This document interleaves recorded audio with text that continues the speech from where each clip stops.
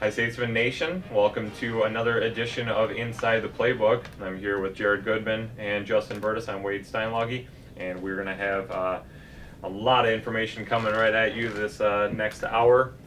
We're here in PAC 210, our office, as we will be for the next month or so. So hopefully you enjoy our surroundings. We very much enjoy it day to day, but all right, guys, ready to go. We're going to get right into the recaps of last week. We'll start with football, and unfortunately that was one that we really don't want to talk about a whole lot. It was just a rough day against Peru State for senior day, falling 30-13. Great opening, great start. Enjoyed having all the recognition of the 21 seniors. We scored on the first drive and had a 3-and-out on defense, and then things just suddenly went south, and I'm not entirely sure why, but everything went kind of Bobcats from there on out, and we had 3 turnovers, only I think had 1 takeaway. They passed the ball pretty well, considering it's a team that also likes to run like us with that option. Alex Crehan had a nice day, 72 rushing yards, 73 passing on just 2 completions, mind you, getting those 73 yards.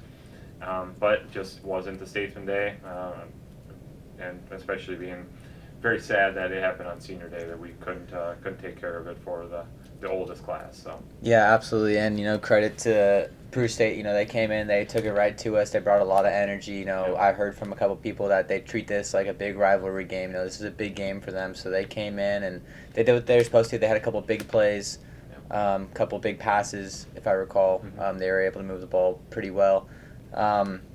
Unfortunately, we're without the services of Rashawn Coleman. Who knows, what kind of effect he could have played on the game, especially from a rushing side. Yep. That definitely hurt a little bit, but you got to take it and you got to move on. Yeah. I wasn't there, so. Oh, okay, that's right. You weren't there. Never mind.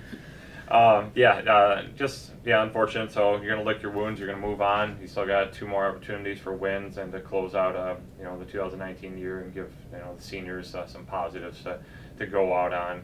Clark coming up this weekend, so we'll talk about that later on. You want to talk about the men's basketball team? Yeah, the Eddie Daly homecoming trip Exactly is right. what Coach Henry chalked it up as. They went to Michigan to play a pair of games against some NCCA squads. They started off playing Great Lakes Christian. Great Lakes came in 0-2. We were 1-0. We shot the ball very, very well. We shot it 61, almost 62%. We held them to just 43%. And we out-rebounded them, almost doubled. We actually did double the amount of rebounds. We had 52. They had 26. We grabbed an early lead just a couple minutes in. Q Cager gave them a 4-2 advantage, and we just didn't look back from there. We controlled the ball.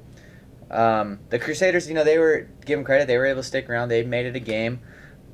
We were able to extend a 10-point lead right before the half, and then we really just put away in the second half. Eddie Daly gave us a 25-point lead with 8 minutes left, and yeah, that was kind of the story of the game. It was the duo of the Michigan boys, Kamari Newman and Eddie Daly, that really led us. Kamari ended up with 24 points on 9 of 18 shooting, and Eddie Daly collected his first double-double of the season with 17 points and 10 boards. Dexter Hood finished with 12. Nate Gehring finished with 10. Q Cager finished with 19. Really good showing from Q. Coach Henry, there were some things that he would have liked to clean up. The turnovers. He said, I think we turned over the ball 27 times or something like that. And he says, if we didn't do that, we could have very easily put up 150 points. I mean, we beat them 112-94. So with 27 turnovers, yeah. So yeah. He wasn't lying when he's talking about 150 was definitely feasible. Yeah, and Brandon Faison, he had 12 assists. I mean, he didn't score a ton, but he was able to make plays happen for other guys around him. And another guy that kind of stood out to me was Malik Thomas. Only played 13 minutes, but he had 6 boards and 4 points in those 13 minutes. Still kind of battling some injuries a little bit. He's a little bit banged up, but still playing valuable minutes off the bench is Malik. Yeah, definitely.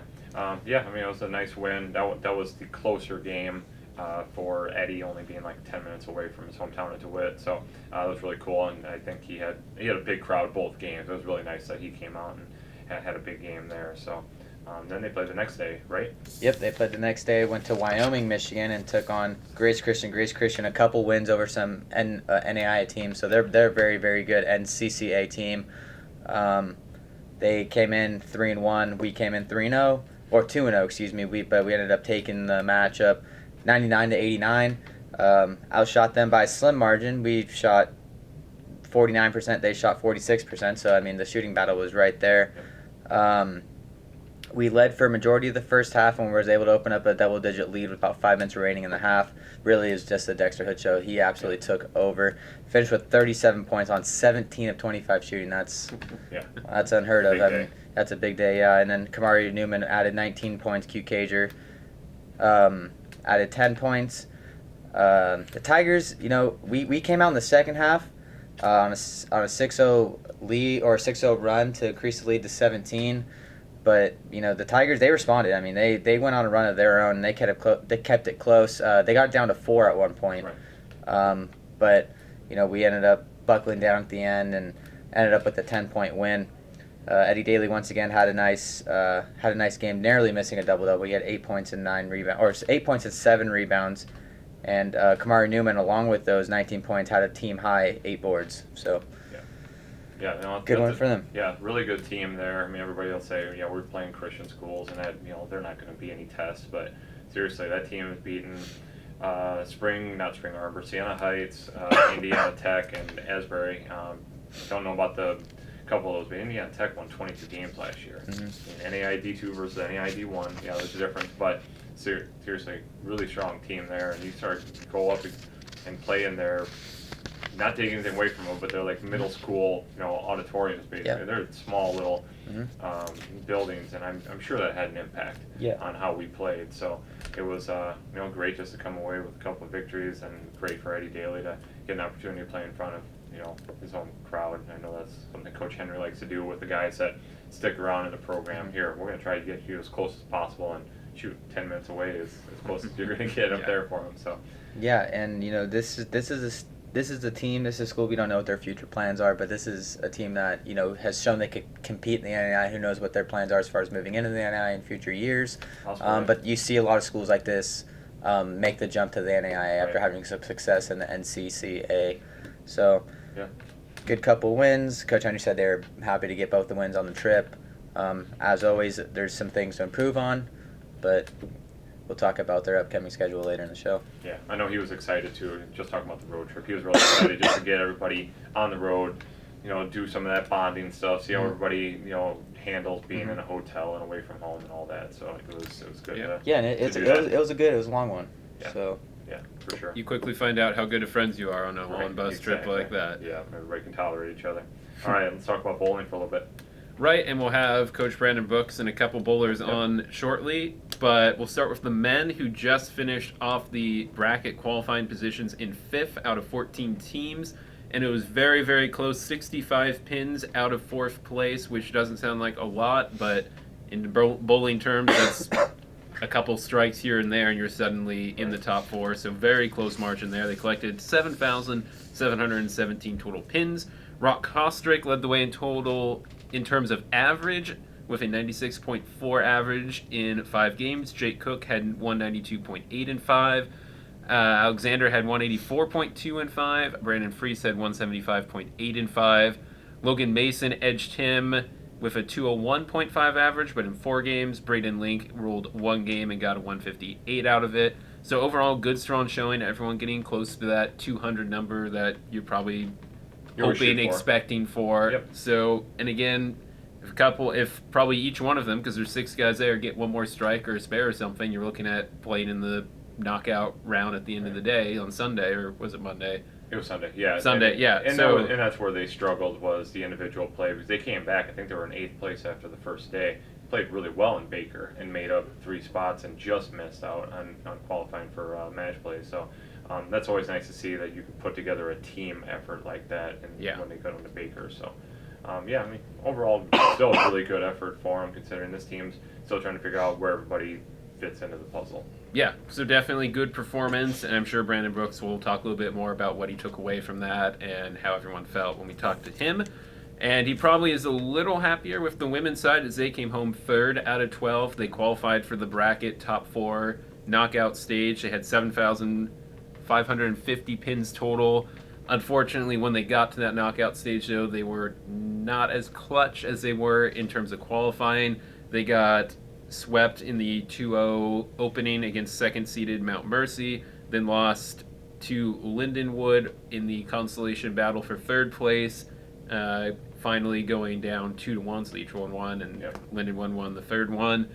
Bailey Palmer had her best performance of the year, a 9th overall place in terms of everyone individually, a 202.6 average, a game high of 237.5.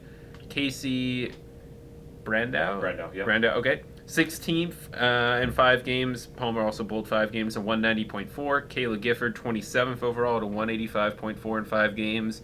And then the final 2, Alexis Lake at 176.4 in 5, and Nicole Kraft in a 148.3 in 3 games, and then Nicole Maudier a 177.5 in only 2 games. So pretty consistent across the board.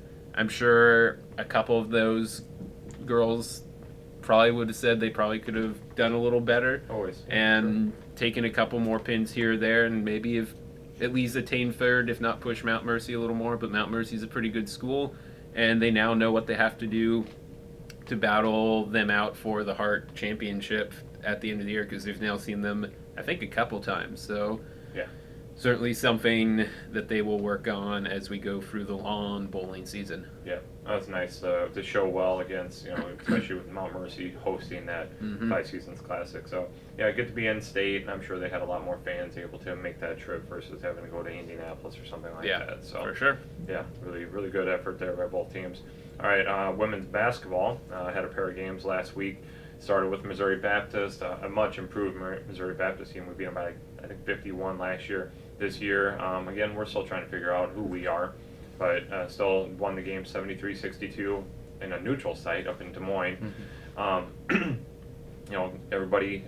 team got better every quarter. Every single quarter improved on how many points we tallied, and ended up sprinting down the end to the double-digit win, because I think it was like 2-3 points with like 2.5 minutes left, and then just made a few 3-pointers and made it look a lot easier than the final score. It really should have suggested. It should have, everybody should have really thought it was only a few point win. But anyhow, shot 50%, did their job there. Brenda Pennington just took over, as we'll talk about in a second. She did last night as well. She had 20 points. Kate Elatello knocked 3 3-pointers down. She had 14, and then 3 other players got 8. So a nice little mixture of balance there with scoring. So got the win, stayed perfect, 2-0, nice opening week. And then last night, again, in my estimation, haven't seen anything from other teams from the Hart yet, so I don't know, but you play number 9 Columbia, when it was one of the number 1 seeds last year, and I know they were number 1 at some point overall last year, late, and pushed them all the way to the limit, 71-68 loss at home. Played with them throughout, and then just had one spurt for a matter of like 2.5 minutes where we gave them like 16 points. I mean, just laid an egg there for a while. They went on a 16-0 run, but we were able to push, and I just kept saying at the end of the game, like, well, shoot, if we do this, maybe we have a chance. And we did this, and we did this, and we did this, and all of a sudden it came down to the last possession, and we were down 3. Unfortunately, missed the shot at the end, but great efforts by Brittany West with 24, all 3-pointers. She hit some big shots that absolutely kept us in the ball game, ended some big Columbia runs. Yeah. And she was just, she was just the shooter that we needed. Yeah, because we definitely needed her, and we'll talk about that in a second. And then Brenda Pennington literally took over the game late there. She had 11 points in that stretch where we got the game all the way down to a 1-point game. She ended up with 20.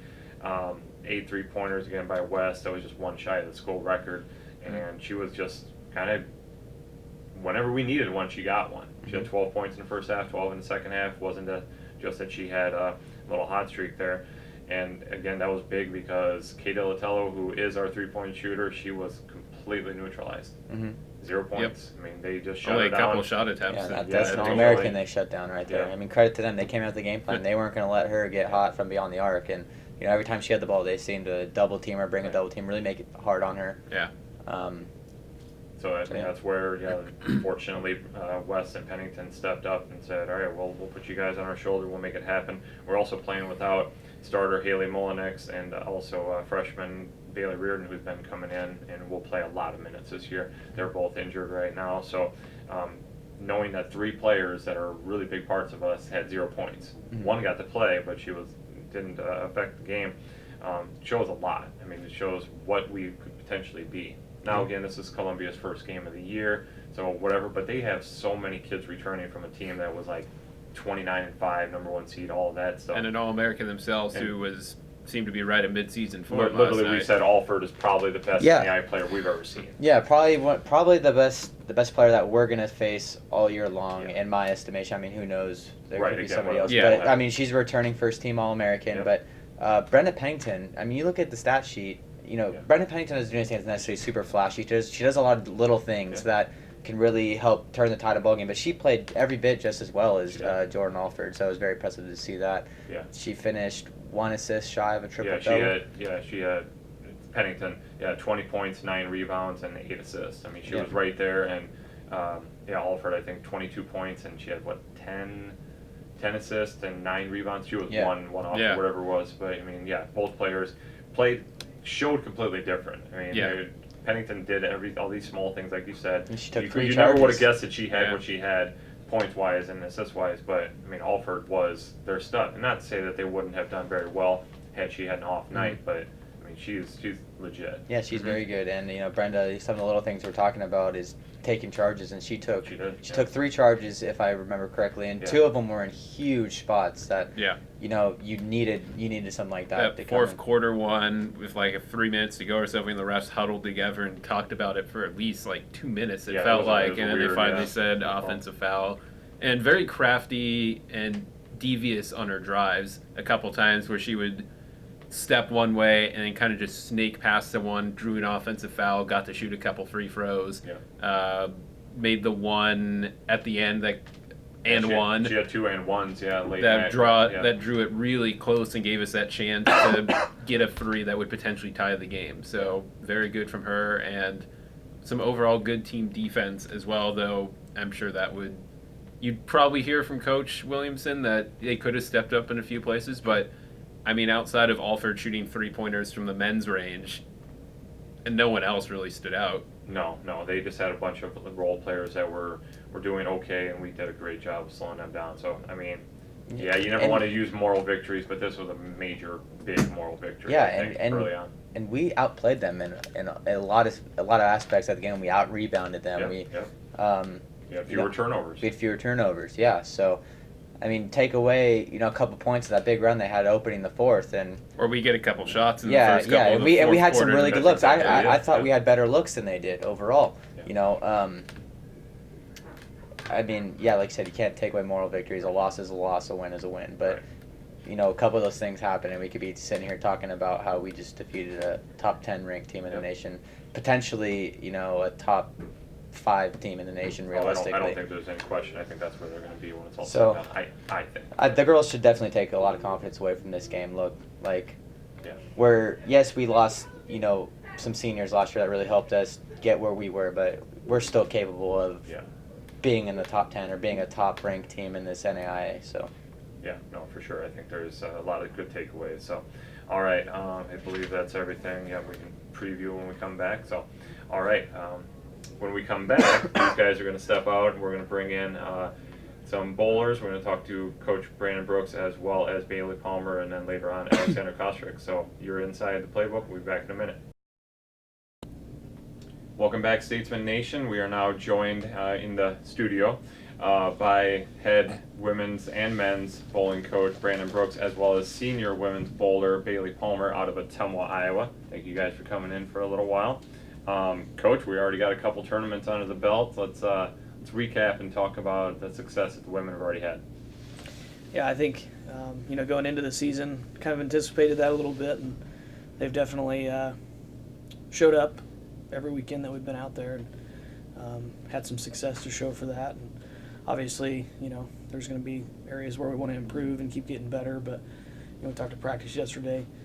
I've seen growth literally almost every week with this team, and just improving on pretty much every aspect and working hard, and so I'm excited to see what the future brings. Yeah. How much have the seniors with Bailey there taken on this year, saying, well, we've got a really, really good squad here? Has there been, I guess maybe this is a question for you. Let's just switch it right over to you.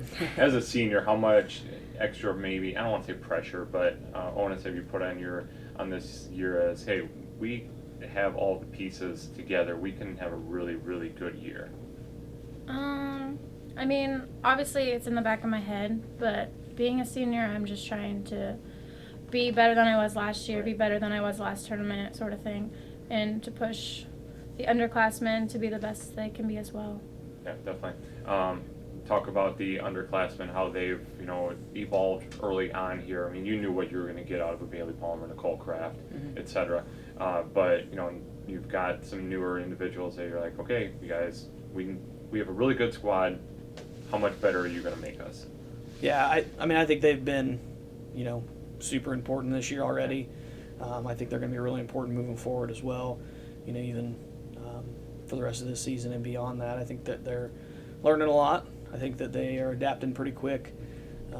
Everyone we got a Iowa Central transfer that's really stepped up and been able to help us a lot, and Casey Brandow, and our sophomores from last year, who were freshmen last year, that just got some good experience and starting to contribute as well. And then the freshmen that we have are definitely already contributing to the success that we've had. So it's cool to see. I think the leadership we have at the top kind of trickle down and kind of pull everybody along and really help keep things moving forward. So I think that's going to be really fun to see. Definitely.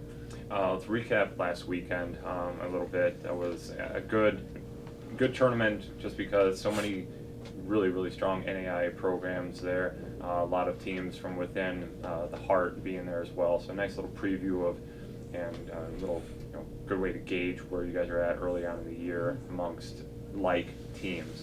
So and obviously a really good performance by the ladies as well. So just recap that a little bit. Yeah, I think it was a good tournament. It was a really, really strong field for the number of teams that was there. I think there was only 12 women's teams on the varsity level, and probably 5 of those teams, including us, were top tier teams. So it was good to kind of gauge ourselves a little bit. I'm pretty happy with how things went. I think qualifying went pretty well. Things were super tight pretty much the whole way.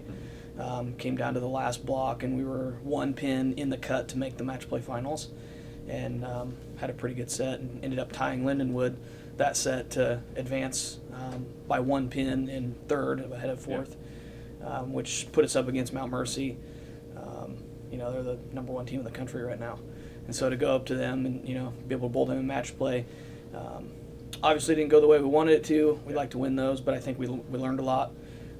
Got some good early experience in that environment, which I think is going to be really important going down the road. So did get a win against Lindenwood, a game win anyway, and so that was good.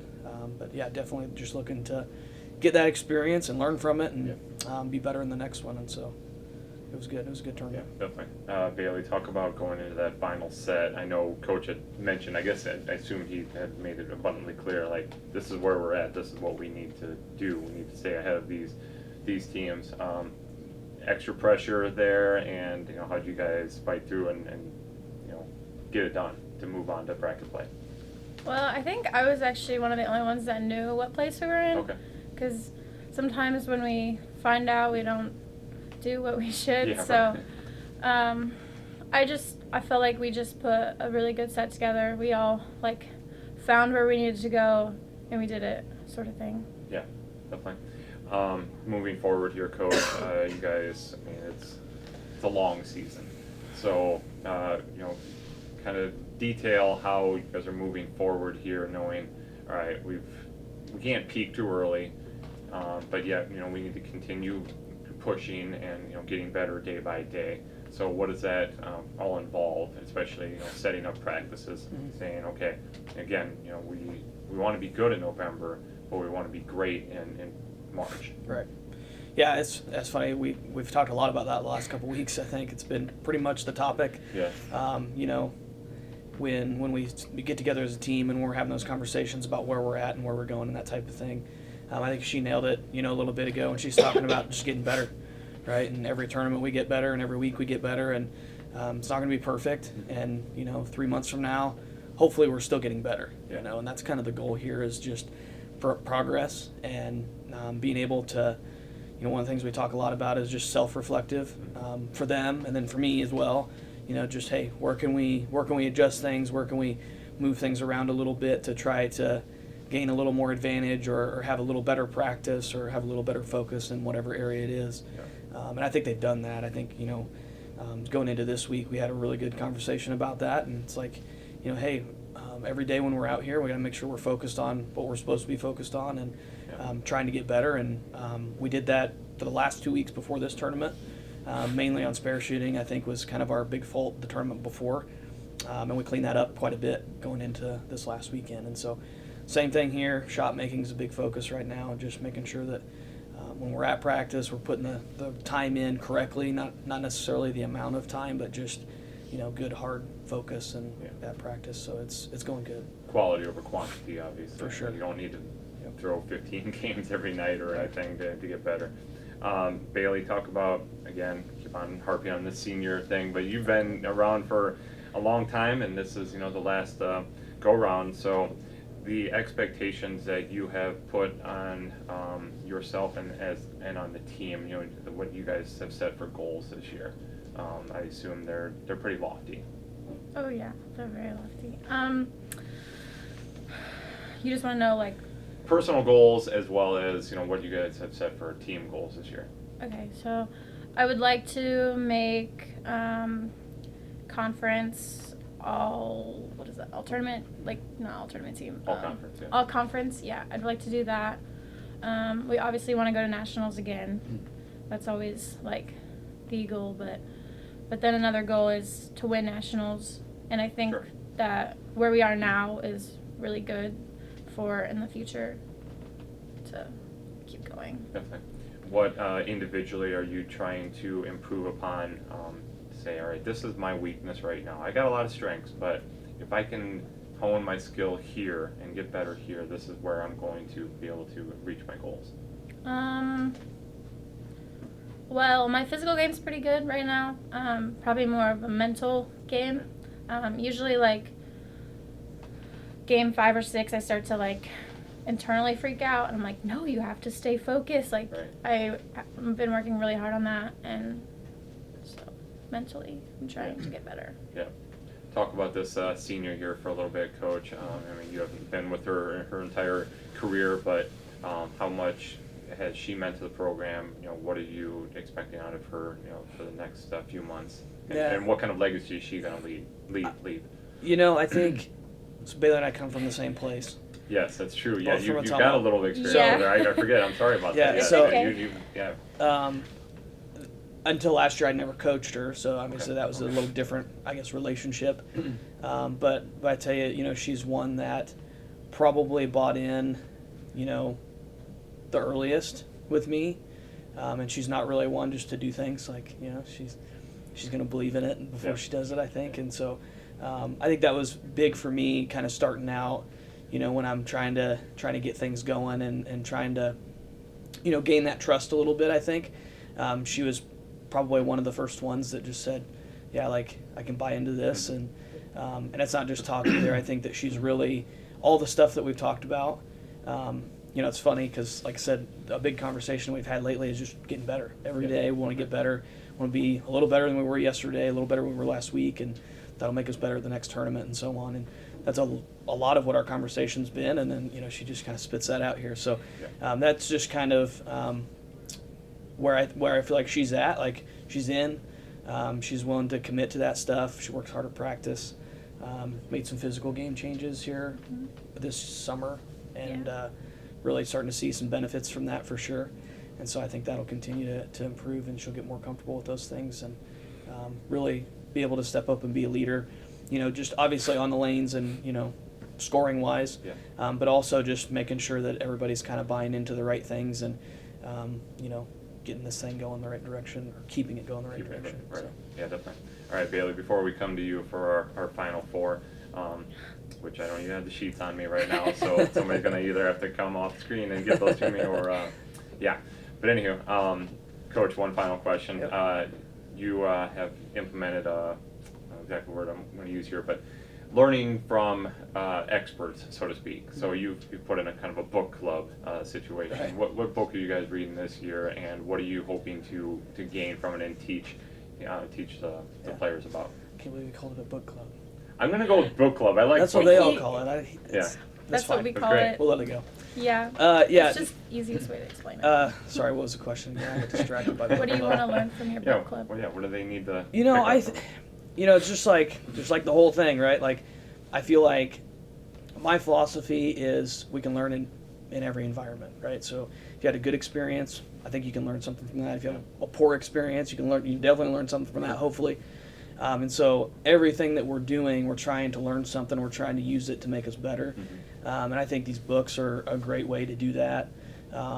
There's tons and tons of really good things in the ones that we picked. And so last year, our girls team read The Power of Positive Teen, and it was really good. Bought into a lot of that stuff, and we had some really good conversations. And we're reading The Hard Hat this year.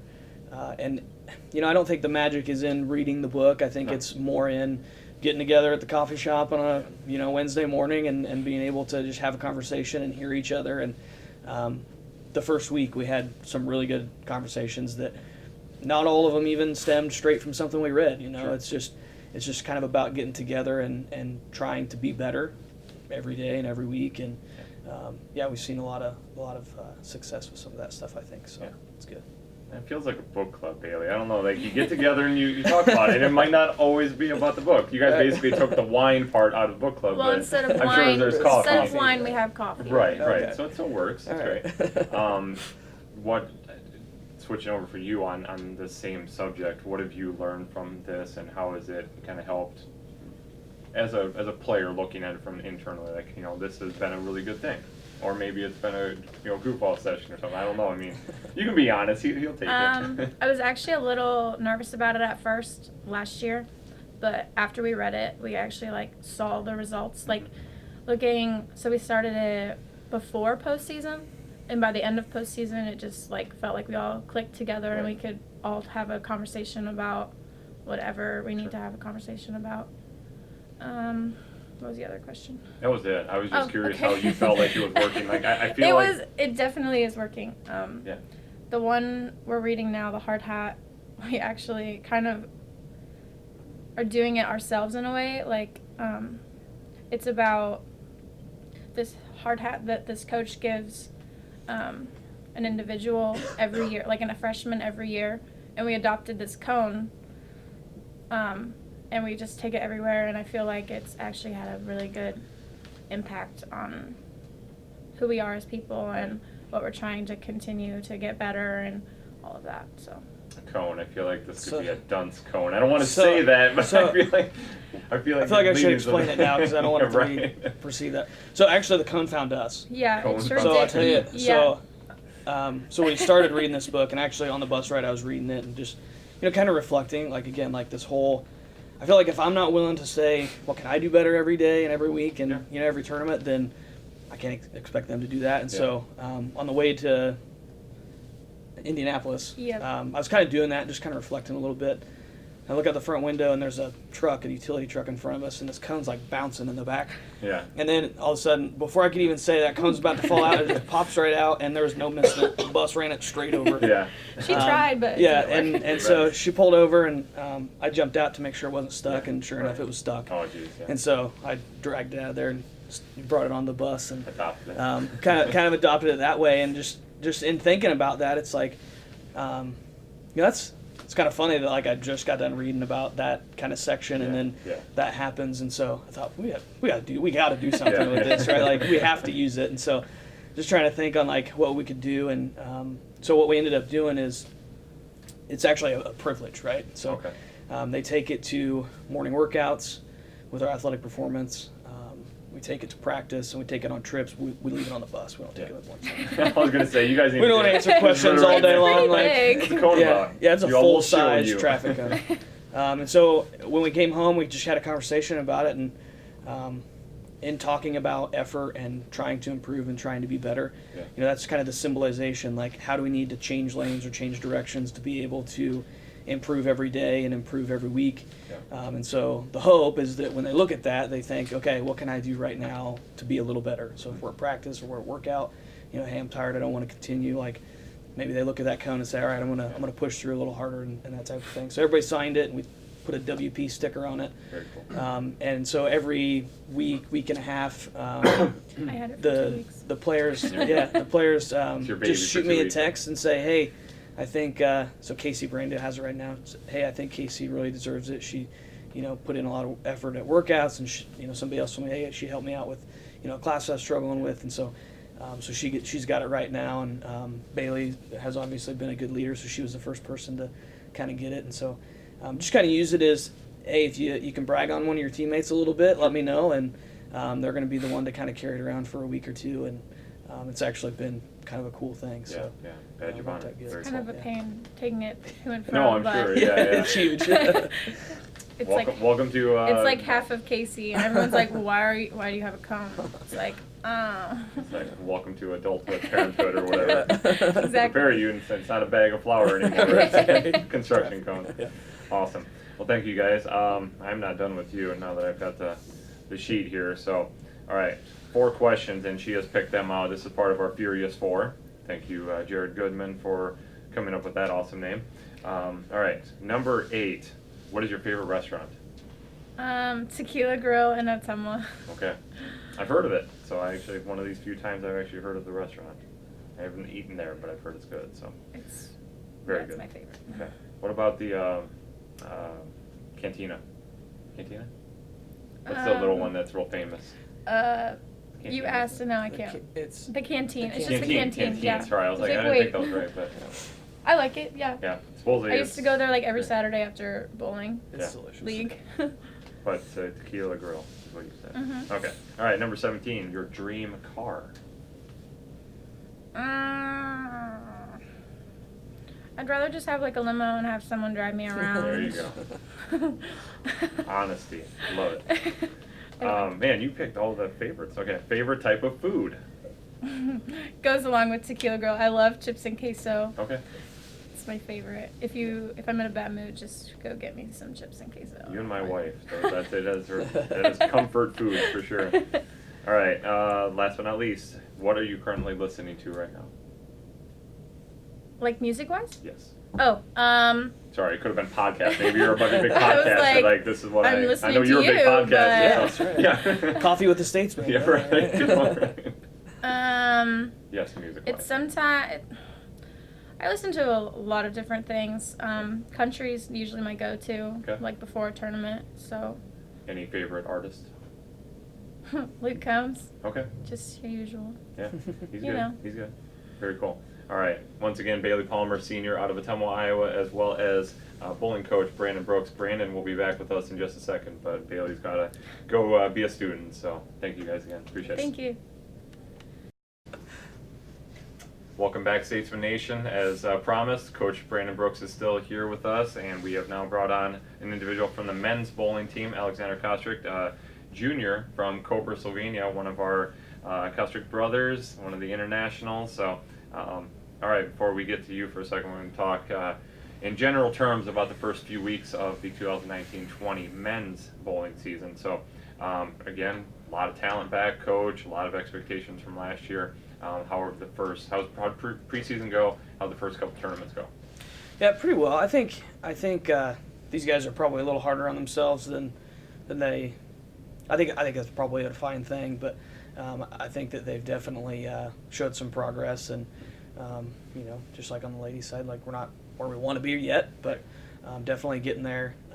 Yeah, you're right. Got a lot of good talent back, but also have some. We're a little young too. Yeah. And so we got just one senior on varsity right now, and Logan Mason. And other than that, these two guys as returners, and got a couple of newer guys in there. So, which is good, I think. But yeah, like I said, just still learning, still growing, getting better.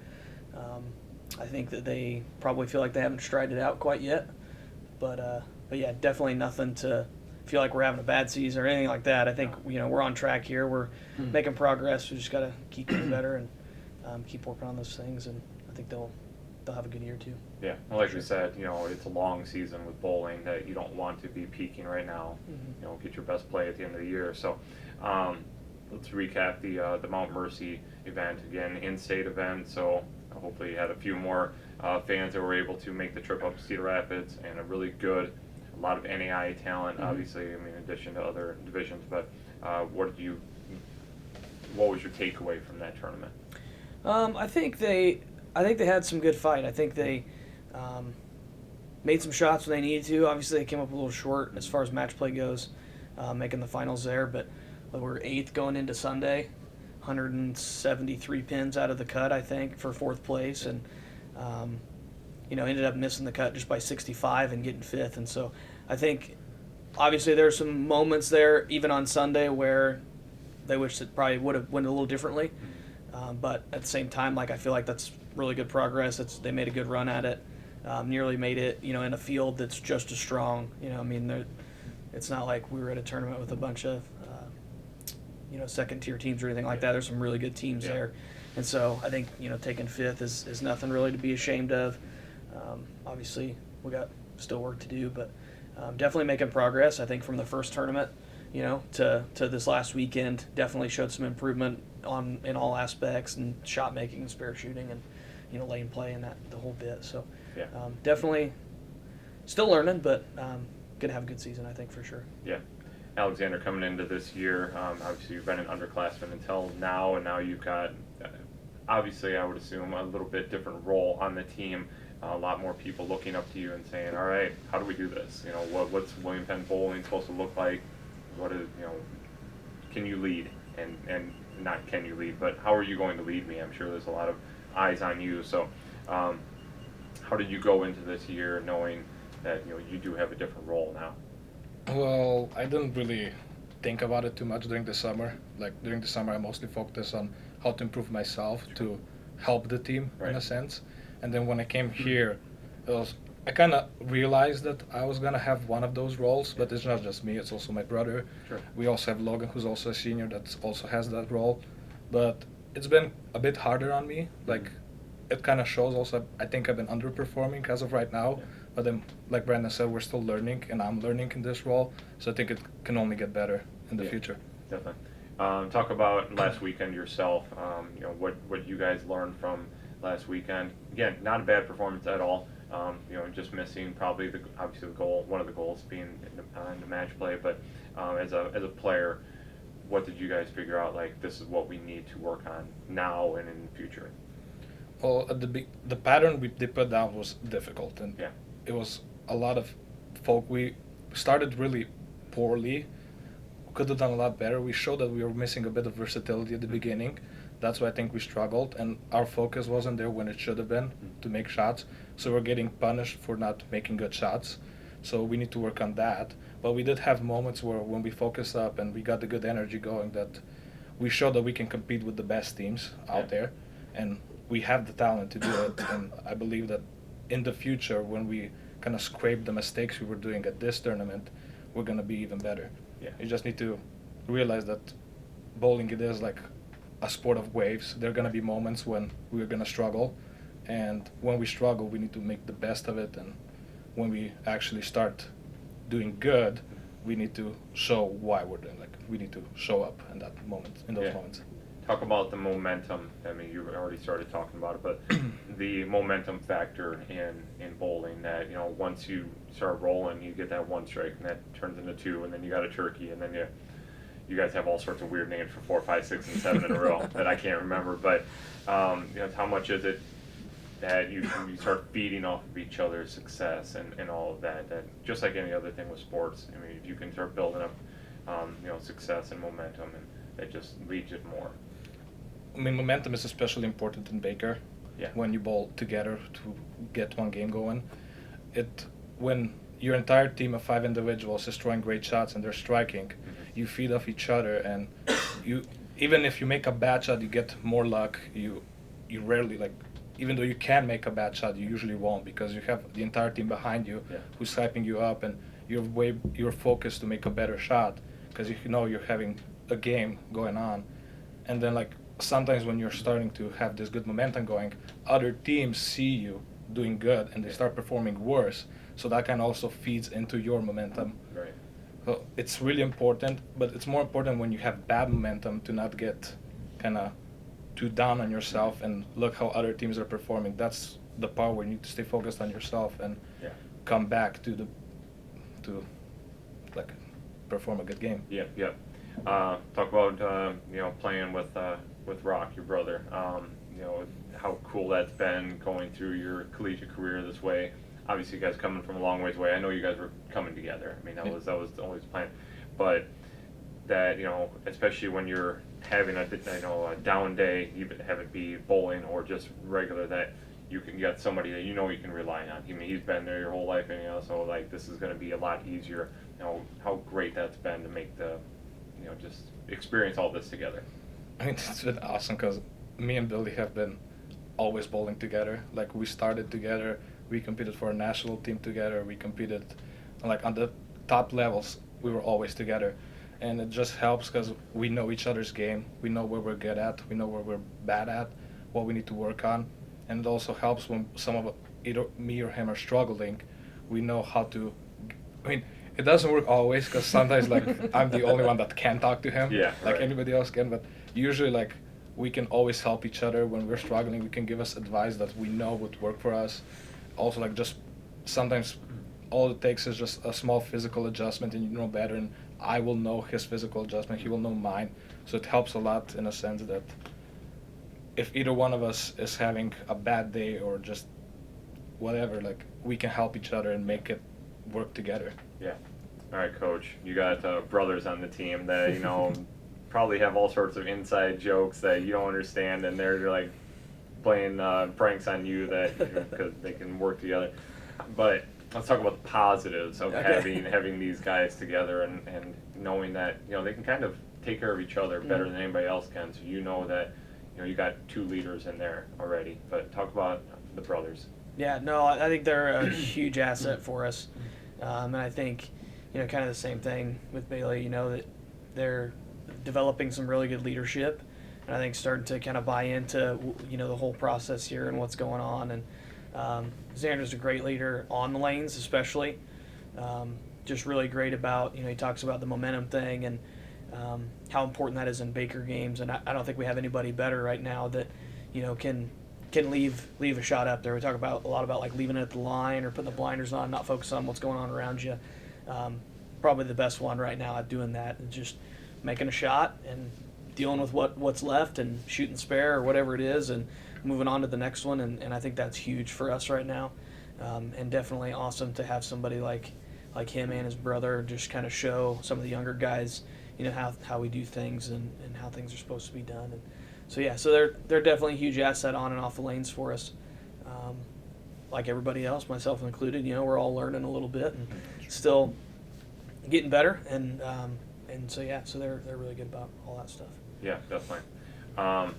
I guess we didn't talk about this in the first segment, so it kind of leans right into it. Talking about how you're learning. This is your first full campaign with the program. I mean, you've been a head coach before at the high school level, but how much were you able to take from the first year, the partial year last year, and be able to grow into what coach you want to be this year?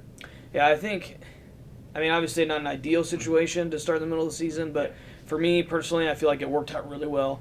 I was able to come in and kind of learn some of the stuff and then say, all right, here's some things I want to change a little bit or some things we want to do a little differently, and then you have a fresh season to kind of do that. Yep. And so that was kind of nice to where obviously I made mistakes and I probably will continue to do that in certain areas or whatever, and I'm still learning that stuff, but I think just having that partial year last year to kind of get my feet wet and kind of figure some things out.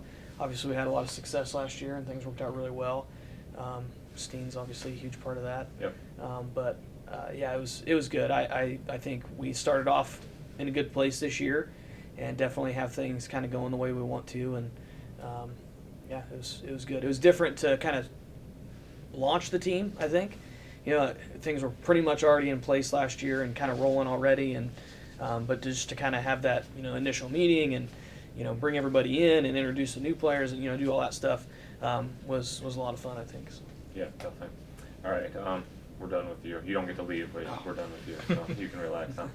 Alexander, let's talk about your expectations and goals for the rest of this year, what you guys are trying to accomplish, both personally as well as a team.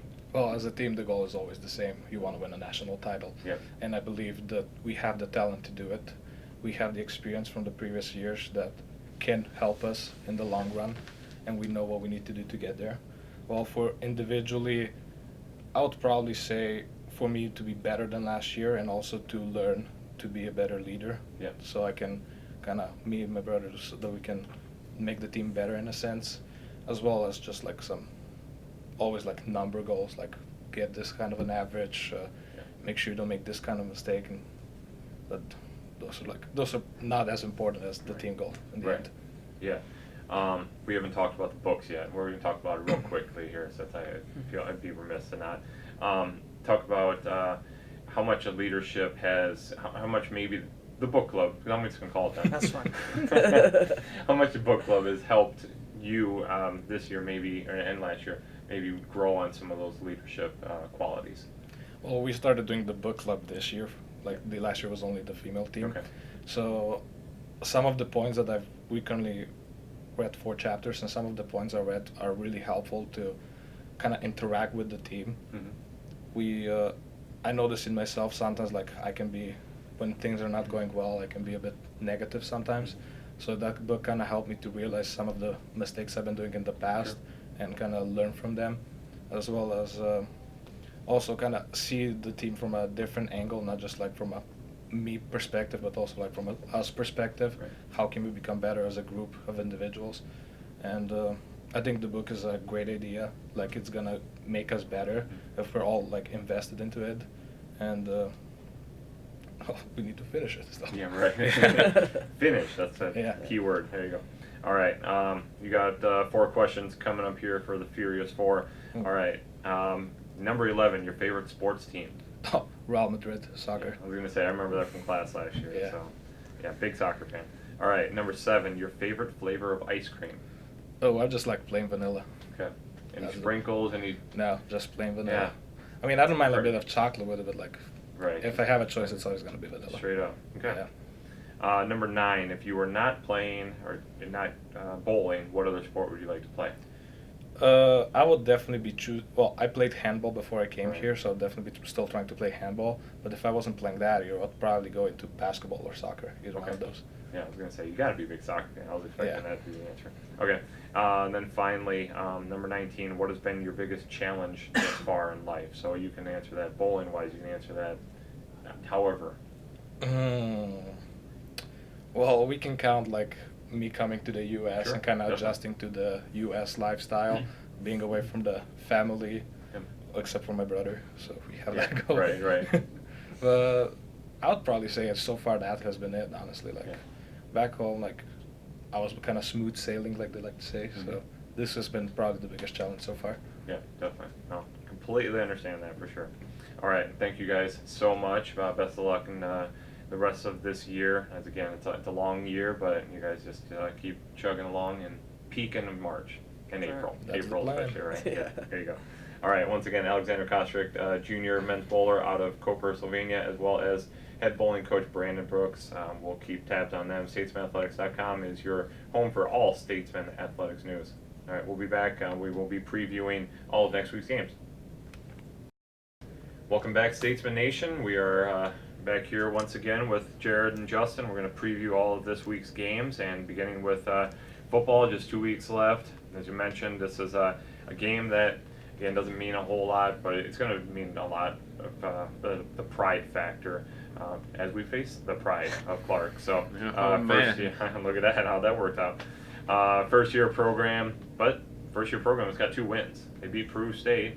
They beat Graceland. They got pummeled pretty good last week against Culver Stockton, but a team that, tons of freshmen, so you're going to get a lot of up and down play. You don't really know. Consistency is going to lack there, but a squad that doesn't care. They're going to go out and just play as hard as they can and see where the chips may fall and hope to get some wins. But looks like the offense is a bit of a little more spread out. I think they start 5 wide receivers, so they're going out there. 15 different guys have caught a pass, 5 with over 100 yards. So I don't know if there's a whole lot of guys you can just key up on and say we got to stop him or whatever. The defense is going to get a challenge, especially in that passing game, and hopefully the offense plays better. We can keep the ball, hold on to it better. It's going to be cold.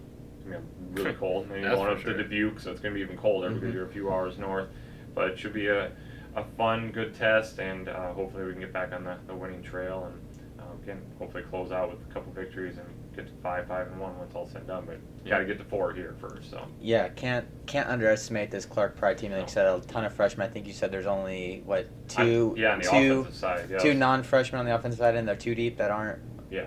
So there are 2 juniors on the 2 deep of the offensive side. Yeah. So you're talking 22 guys, and there's 20 freshmen, Yeah. either red shirts And or regular freshmen. I was talking to Eric Korean earlier. He was in our office, and member of the football team here at William Penn, and he was telling me, they throw the ball crazy like crazy, man. Like 77% of the time they're throwing the ball. So, they're going for the big play, and like I said, they really have nothing to lose. I mean, this is a team that didn't really come into the conference or to their season with any sort of expectations being a first-year program. So, I mean, they're kind of playing with house money. They're going to go out there and they're going to play hard, and and they get a win, it's great, and if not, but I mean, Statesmen have to rebound from last week. Can't overlook them. Just have to play Statesman football and have to play sound defensively.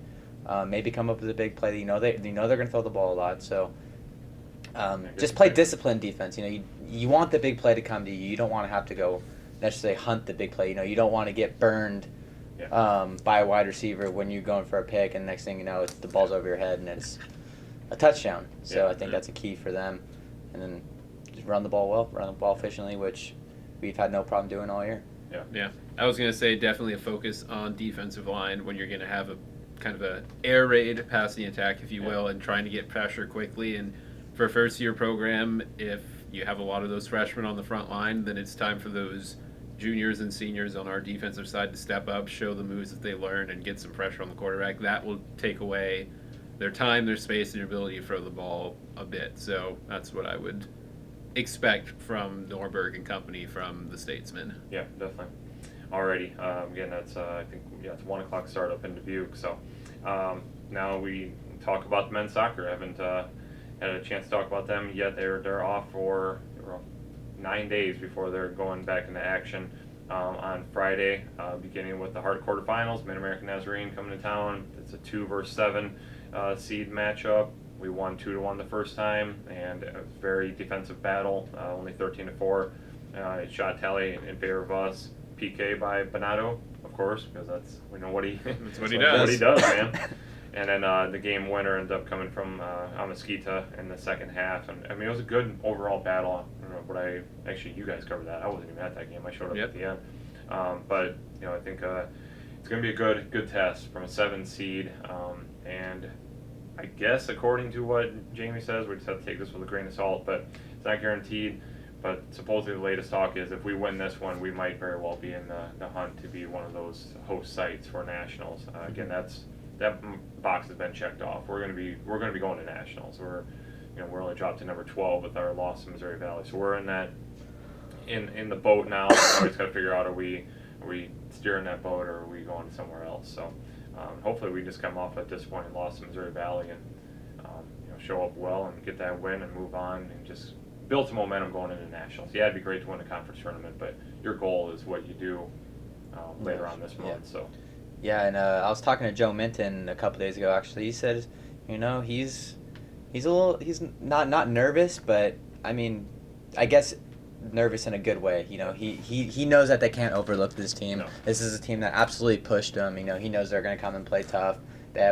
Statesmen have the big target on their back. They have all year. So yeah, it's gonna be a tough matchup, and I'm sure you can speak more about that matchup.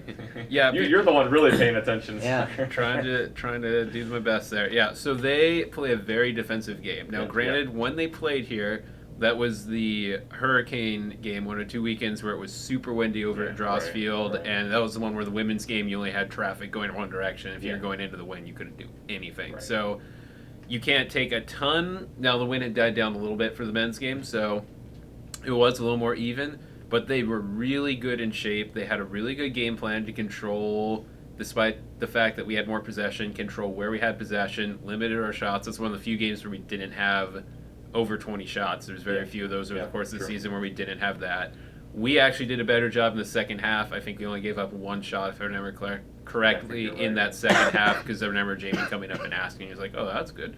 So it will be very close, I'm sure, with a lot of time to prepare. Mid-Am is going to come up with a similar defensive game plan, attack when they can, and make the most out of that effort. So it will be really key to see how some of those battles in the midfield, as well as our wingbacks, perform against the Pioneers. And if they come out with the fire of, hey, we just lost to Missouri Valley, but we should take care of this team and we're going to go far, and all these things that they've been talking about the whole year, then they should get a win. Yeah. But again, it's a tournament, win or go home, and that sometimes elevates pressure and all that. So it should be a good one. Come out Friday night at Dross Field, 6 o'clock. Exactly, and that's exactly it. MNU is playing for their lives. They lose, they're done. I mean, they're not making nationals. No. We lose, and we will go somewhere.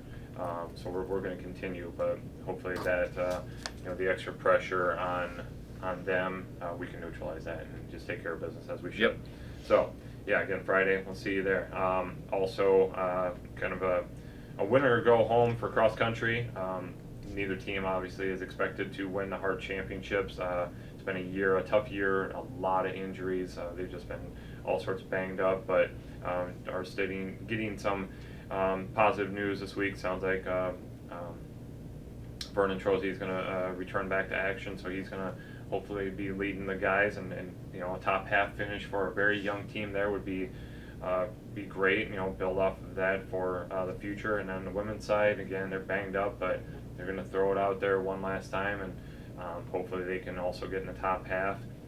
I think that would that'd be a successful campaign to wrap up a successful championships, I should say. Maybe not campaign, but just successful Hart Championships if they both get in the top half. And I think they're very capable of doing so. Just put it out there one time. And for Vernon, he's probably the lone one that has an opportunity to maybe make nationals if he finishes really high.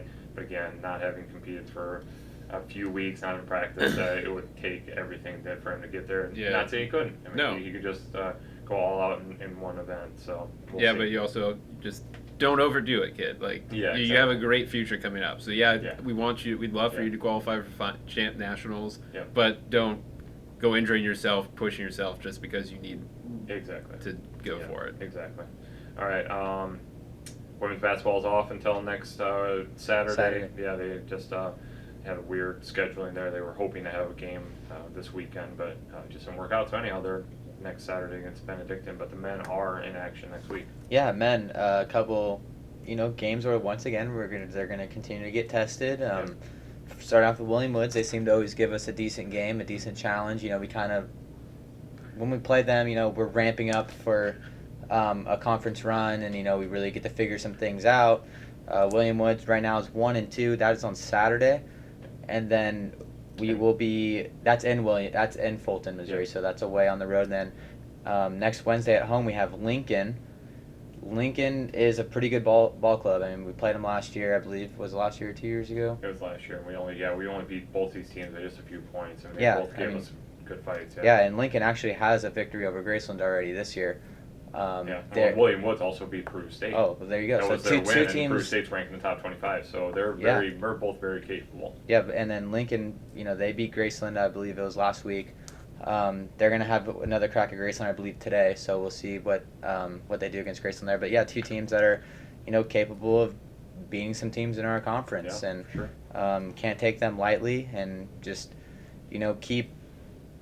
I know the coaching staff's excited for these challenges because we'll get to continue to find out who we are and what we're made of, and maybe solidify some rotations heading into the conference play, and give some guys an opportunity to make that case to be in the rotation when it comes to conference play. So I look forward to a couple good games. Going to be a challenge, but two very winnable games against two good programs. Yeah, definitely. Bowling, they're kind of in the midst of a very busy part of their long season. They're going down to the over to the Quad Cities, and this is one I know Coach Brooks mentioned that he's already nervous about, or doesn't always love the fact that he does both teams because he can't be with both of them at the same time. Yeah.